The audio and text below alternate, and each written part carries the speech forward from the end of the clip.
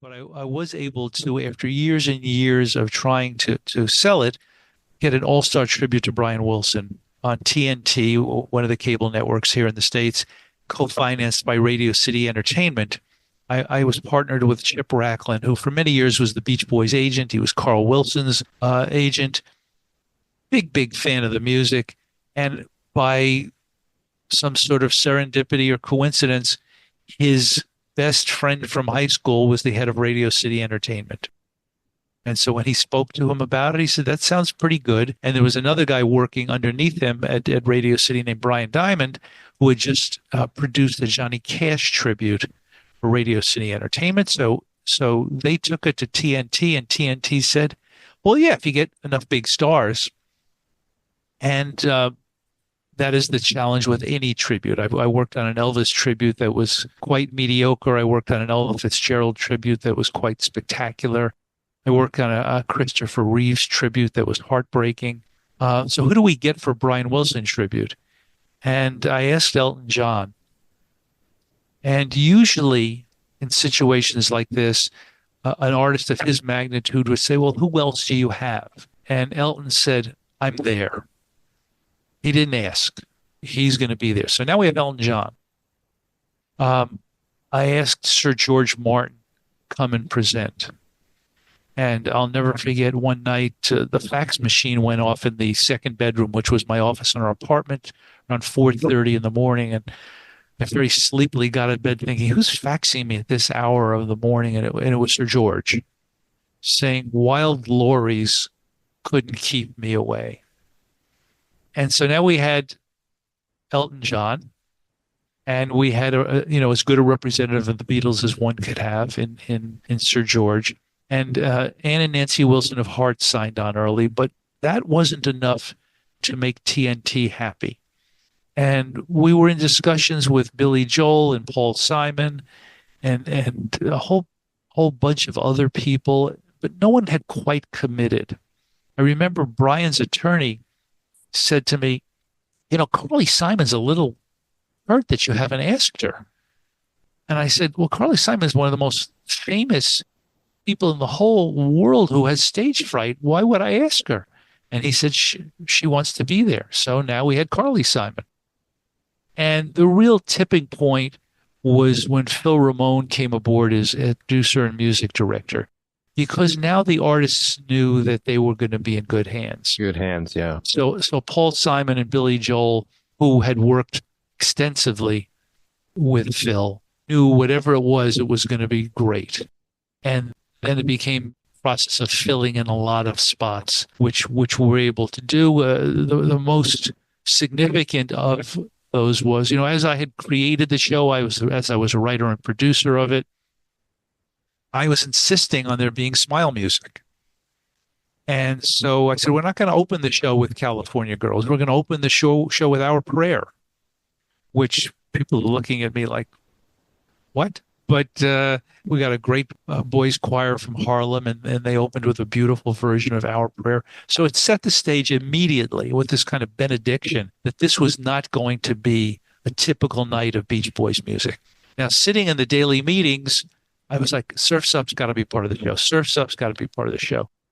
And, I was beating a dead horse, certainly, making everybody crazy. And there's a woman named Allie Gifford who was one of the talent producers, the main talent producer on the show.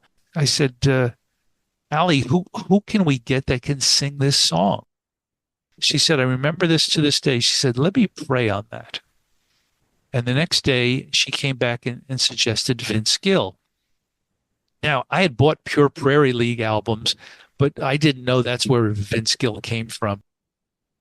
I guess I wasn't reading my back covers well enough. But at any rate, Vince Gill agreed to be part of it. And Phil Ramone brilliantly put together a trio of Vince, David Crosby, and Jimmy Webb at the piano to create a version of Surf's Up that was staggering. So we had Our Prayer, we had Surf's Up.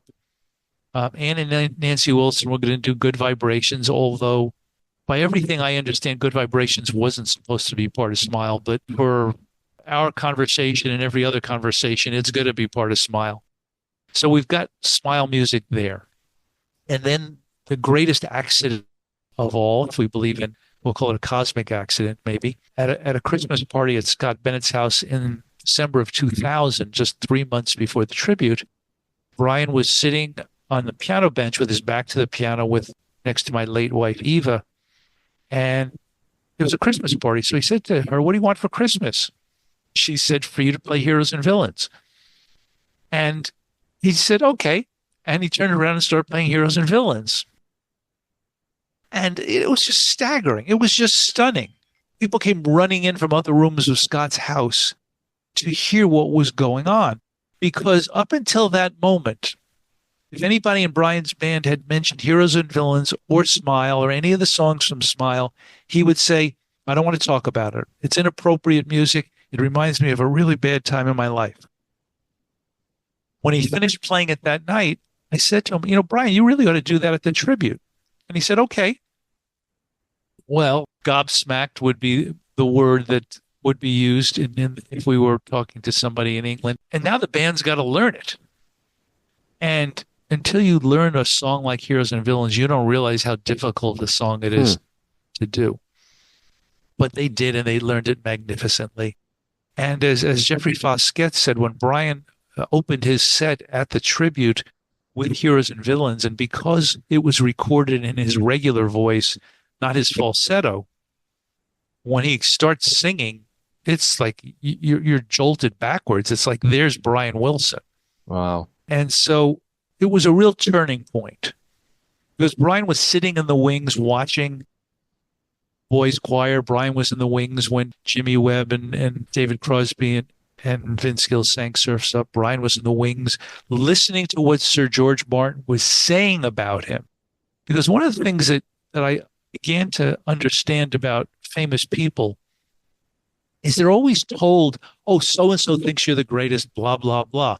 But until they hear it from their mouth, It doesn't mean anything. So hearing what Sir George said that night, kind of took Brian aback. If I had to select one living genius of popular music, it would be Brian Wilson. So Brian is pretty pumped up.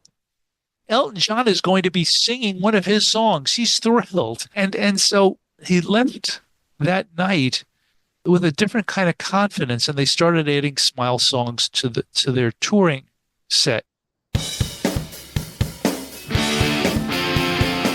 You can get in touch with us at DEC4podcast.com or leave a comment or question on SoundCloud, YouTube, Spotify, or our social media. Follow Gary Wells at soulrideblog.com, your home for vintage leisure, and Oliver Crocker at devonfirebooks.com, and at the Bill Podcast on Patreon or your preferred platform. Check out some great travel videos and tips from Steve Collins on his YouTube channel, Steve Collins Traveller, formerly Please Tell Me Where to Go.